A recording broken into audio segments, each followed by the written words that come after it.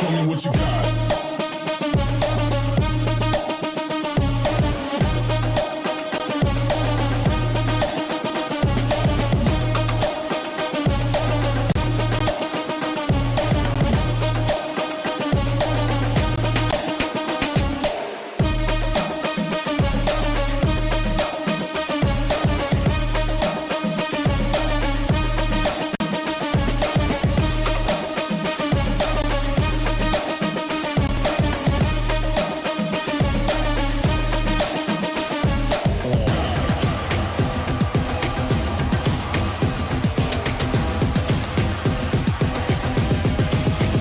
Show me what you got. Down, up, back, back, up, God, down, up, back, back, God, down, up, back, back, up, God, down, up, back, back, God, down, up, back, back, up, God, down, up, back, back, God, down, up, back, back, up, God. Ain't no reason to back down, so step it up. God, down, up, back, back, up, God, down, up, back, back, God, down, up, back, back, up, God, down, up, back, back, God, down, up, back,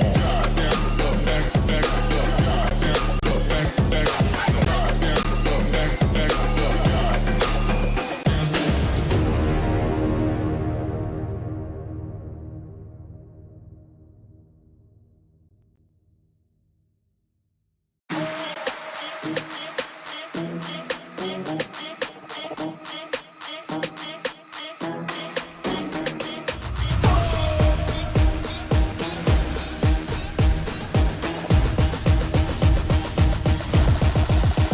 The money in the bank.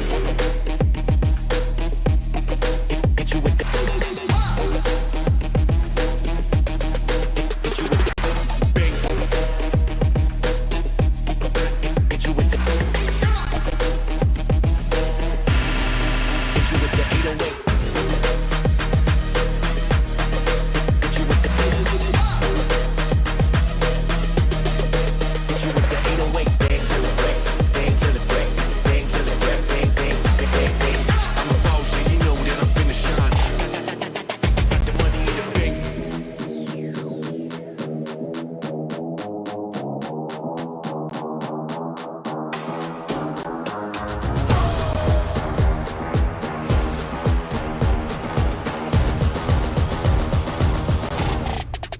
Got the money in the bank.